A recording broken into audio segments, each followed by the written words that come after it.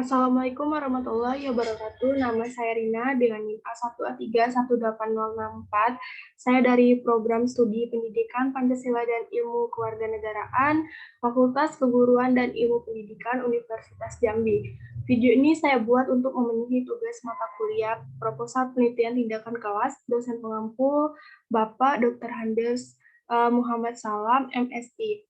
Baiklah, di sini saya akan menyampaikan ataupun mempresentasikan proposal penelitian tindakan kelas saya yang berjudul mengenai meningkatkan hasil belajar PKN dengan metode pembelajaran karya wisata siswa kelas 10 IPS 3 di SMA Negeri 2 Muaro Jambi tahun ajaran 2020-2021.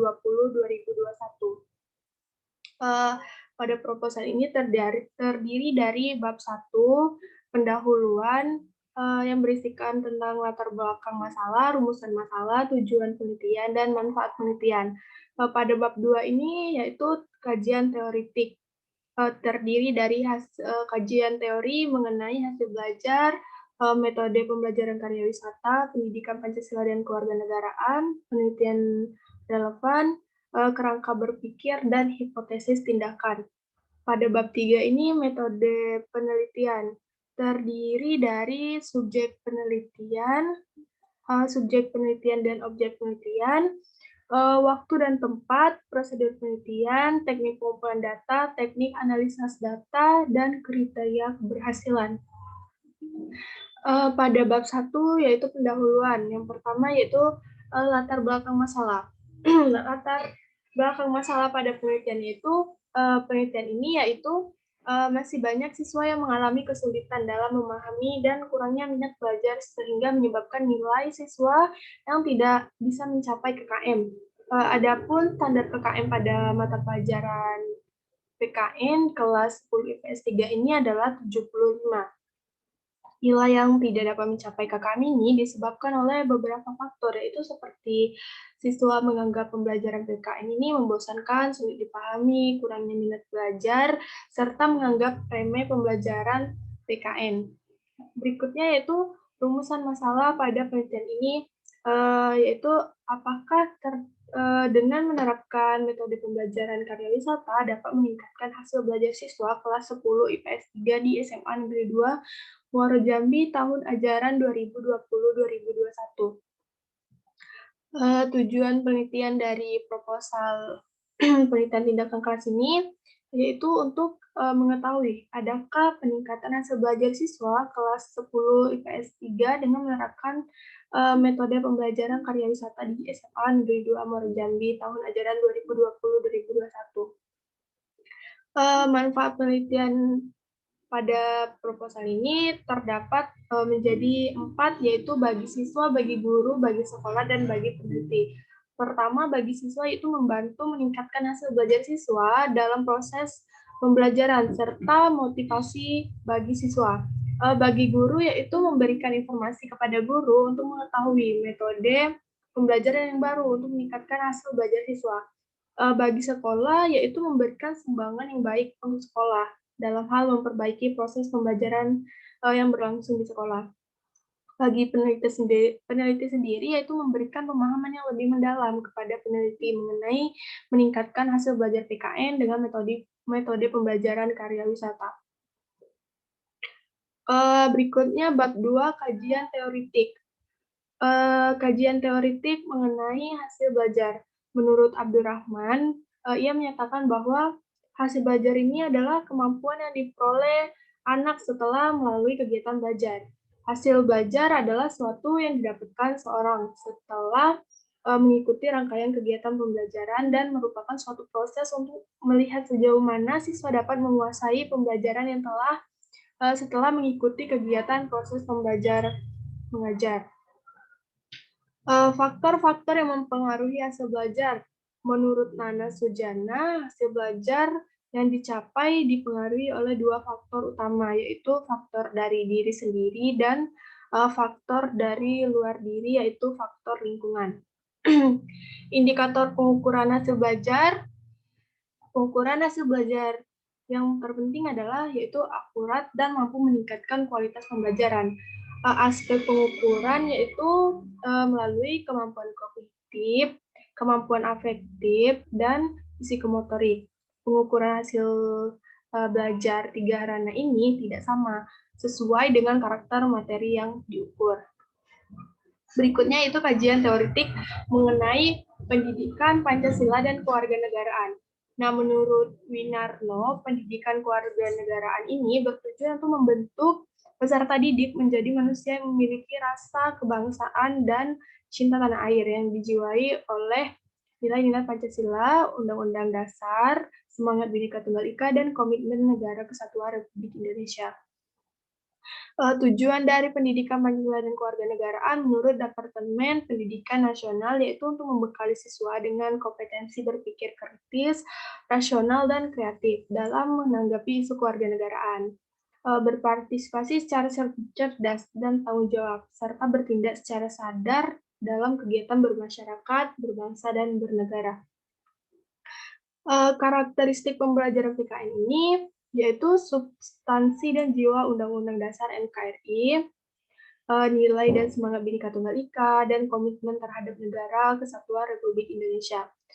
Ditempatkan sebagai bagian integral dari PPKN, sebagai wahana psikologis, pedagogis, pembangunan warga negara Indonesia yang berkarakter Pancasila. Berikutnya kajian teoritik mengenai metode pembelajaran karya wisata. Nah, menurut Umar Hamalik, metode karya wisata ini adalah suatu kunjungan ke suatu tempat di luar kelas yang dilaksanakan sebagai bagian integral dari seluruh kegiatan akademis dan terutama dalam rangka mencapai tujuan pendidikan. Menurut S. Nasution, metode karya wisata ini adalah belajar di luar kelas, bukan piknik, melainkan memindahkan kelas untuk sementara keluar. Tujuan dari metode karya wisata ini yaitu diharapkan peserta didik dapat memperoleh, menghayati, meneliti, mencoba, maupun melihat pengalaman langsung dari objek yang dilihatnya. Berikutnya itu penelitian yang relevan dengan penelitian ini, yaitu penelitian dengan judul meningkatkan hasil belajar PKN dengan penerapan metode karya wisata oleh Agung Sri Dewi. Yang kedua yaitu jurnal dari Nanang yang berjudul tentang meningkatkan minat dan hasil belajar siswa kelas melalui penerapan model karya wisata. Yang ketiga yaitu jurnal oleh Tika Octaviana dengan judul Upaya Meningkatkan Hasil Belajar PKN dengan Metode Karya Wisata pada materi makna sila-sila Pancasila siswa kelas 8C SMP Negeri 10 Malang.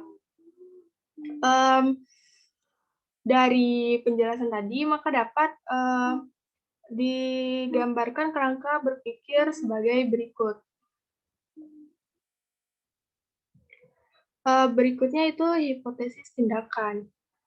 Hipotesis dalam penelitian tindakan kelas ini, jika metode pembelajaran karya wisata diterapkan dalam mata pelajaran PPKN, maka hasil belajar siswa kelas 10 IPS 3 SMA Negeri 2 Muaro Jambi akan meningkat. Berikutnya bab 3, yaitu metode penelitian. Yang pertama, subjek dan objek penelitian. Subjek dalam penelitian ini yaitu siswa kelas 10 IPS 3 di SMA Negeri 2 Muaro Jambi yang berjumlah 25 siswa. Nah, objek penelitiannya yaitu hasil belajar siswa dalam pembelajaran PKN, yaitu menerapkan metode pembelajaran karya wisata. Berikutnya, waktu dan tempat. Waktu penelitian yang dibutuhkan dalam penelitian ini adalah 4 bulan, mulai dari tahap persiapan pada bulan April sampai dengan tahap pengiriman laporan akhir pada bulan Juni 2021. Tempat pelaksanaan penelitian. Penelitian ini dilaksanakan di SMA Negeri 2 Muaro Jambi.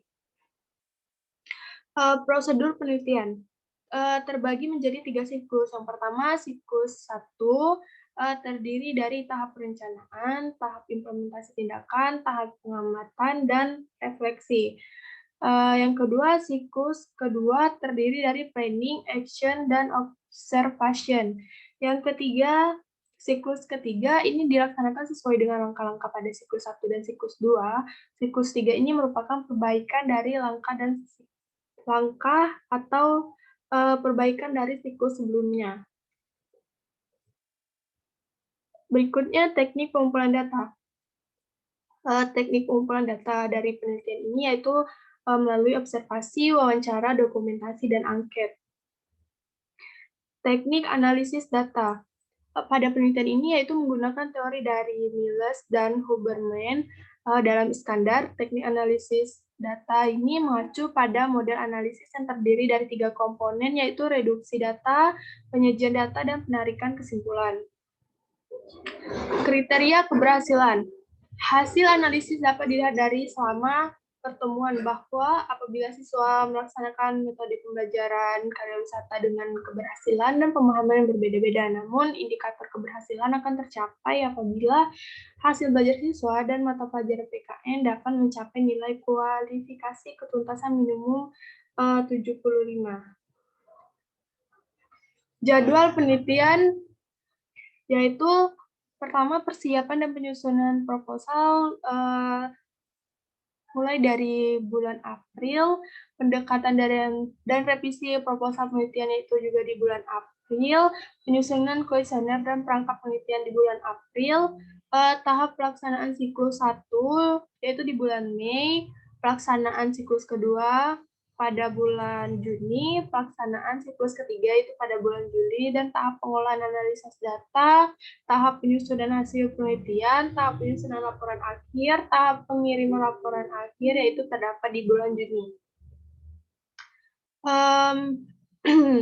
Dan daftar pustaka dapat dilihat sebagai berikut.